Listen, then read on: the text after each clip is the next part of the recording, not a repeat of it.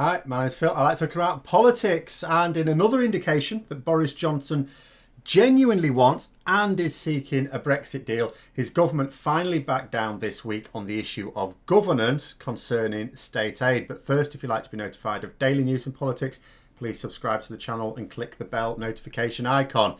So it's all coming thick and fast. We've got COVID and Brexit news all over the place.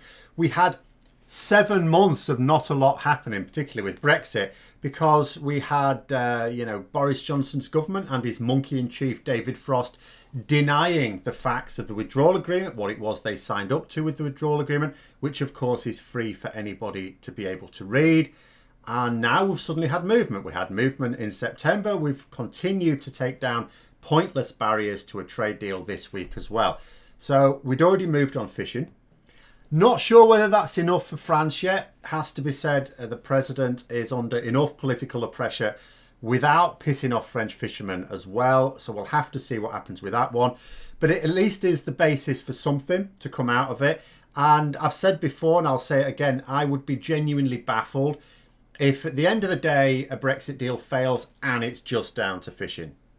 If a Conservative government failed to get a deal that it actually wants, for the sake of an industry that is not only a tiny proportion of our overall economy, so wouldn't make economic sense, it's not even an industry linked with Conservative heartlands. There's no reason for them to care at all. So if everything else falls into place, I think fishing will too. Only the likes of Nigel Farage pretend to care about fishing. The guy who installed himself as our representative on the EU's fishing committee whilst an MP and then failed to turn up to the actual meetings, therefore not representing us at all. And then state aid was another objection. Now this was raised by Johnson to go, no, we want our own state aid rules, which is fine, by the way. We just had to say what they were so that the EU could decide whether they were equivalent or not. Again, another odd hill to die on for Conservatives who do not like using state aid. Indeed, it's been argued that the reason the EU state aid rules as they are is because the UK government pushed for them to be as strict as they are. There are others who speculate that maybe, without the UK chirping in their ear, the EU may change those state aid rules and loosen them a little bit. Now, we know we don't have a problem with the EU state aid rules. Just understanding how Conservatives work is enough for that. But also, it's not just that they don't like it. The government have signed up to stricter state aid rules than the EU have in order to get the trade deal with Japan, which I will still remind people is a deal in principle, hasn't been ratified yet. So the UK has already climbed down this hill anyway, just hasn't done it very publicly. But agreeing to a more sensible stance on state aid is one thing. But given Boris Johnson's recent behaviour, the EU have also pushed for the UK on the subject of governance. Essentially, whatever the UK signs up to, how can the EU trust that the UK government will keep its commitment when it is currently ramming through Parliament a bill that seeks to breach the withdrawal agreement? Simple answer, of course, is they can't. They're not going to trust us. That would be madness. So what they want is some procedures in place to tackle perceived breaches of any agreement. The EU would quite like the European Court of Justice to handle that. Obviously, the UK government don't find that acceptable. So what you can, no problem. These things happen all the time. These issues crop up all the time between trading blocs or countries in trade negotiations. You just need to set something up between them. And earlier this week, David Frost, the UK's chief negotiator, finally accepted that something will have to be agreed.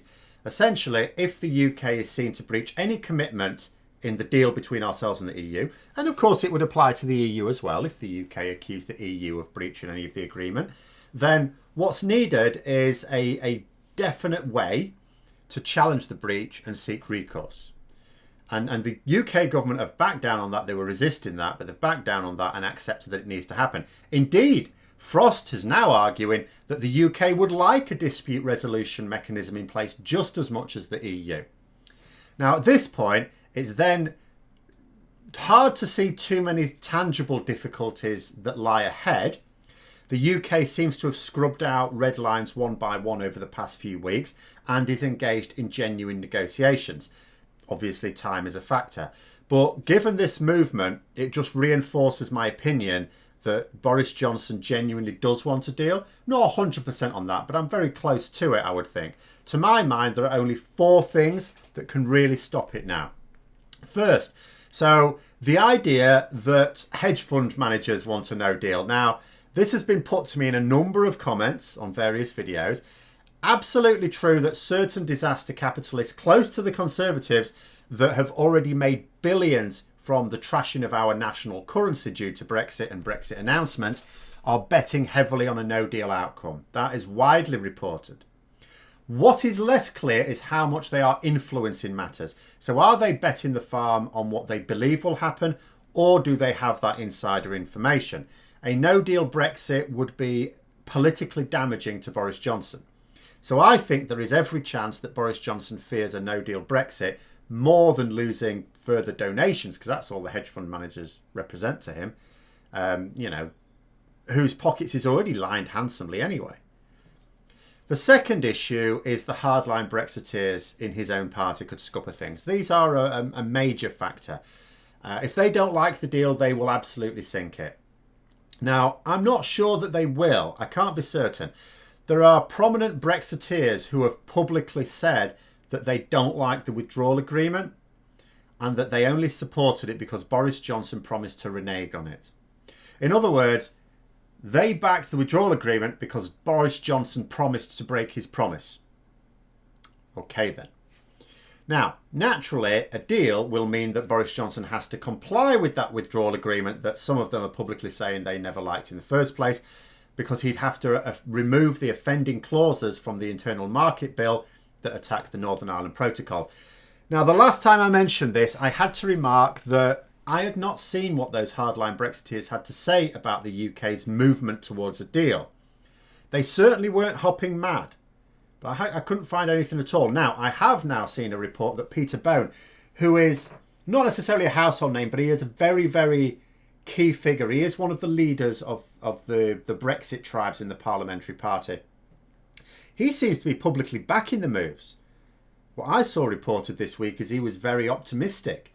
Now, he doesn't speak for all Brexiteers in Parliament, but he does represent a good number of them. Now, his support and a lack of clear mobilisation against the deal, which hasn't arrived yet, of course, may well suggest that they will not be a serious barrier to a deal. But I'm going to come back to that for point 4. Point 3 would be time, of course. Have we got enough time? Boris Johnson, for various reasons of political posturing, has left the serious negotiations until the last minute, risking the accidental no deal. But, barriers to a deal are being removed now, and there's if there's no serious political opposition to a deal amongst Conservative MPs, then even time may not be a stumbling block, but that is, of course, the sword of Damocles over our heads until something is agreed, with time running out. But then 4, so competition rules, really. The UK is about to publish its finance bill. This is seen as crucial, and it will be a key indicator from Boris Johnson just how serious he is about the deal, because with time almost out, like I say, I'm moved to say round about 90-95% sure that Boris Johnson genuinely wants a deal. Doesn't mean we'll get one, but he wants one. But the finance bill will either add that remaining 5 to 10%, or drop my estimation right down. If the bill doesn't interfere with the Northern Ireland Protocol, like the internal market bill does, then all is well. It means that he only put those clauses in the internal market bill to test the waters, to provide a negotiating strategy, as he called it, and he's quite happy to. Well, he'll have the House of Lords will remove them anyway, and he'll just say, yeah, okay, we're okay removing those now. Not to worry, just pass the rest of it, please. That's fine. If it's also in the finance bill, these measures to undermine the Northern Ireland Protocol, then that's a different matter. That is then 2 bills rattling around Parliament that are going to breach the withdrawal agreement. Now, so far, of course, it could go either way. We need to wait for that bill to be published, because I say at the moment that hardline Brexiteers in the party are currently not objecting to the move so far towards a deal, and one in particular seems quite happy about it. But Is he genuinely happy about the prospect of a deal, or is he just saying that because he knows behind the scenes that Johnson is getting ready to undermine the optimism with the finance bill that the EU will find just as unacceptable as the internal market bill? That is the question, and that will be the next chapter in the Brexit deal saga, presumably to be played out next week. But those are my thoughts. Let me know yours in the comments below. Hope you found the video interesting. If you did, don't forget to click the like button. And if you'd like to support the channel further, please also click the Patreon link for details. Until next time, I'll see you later.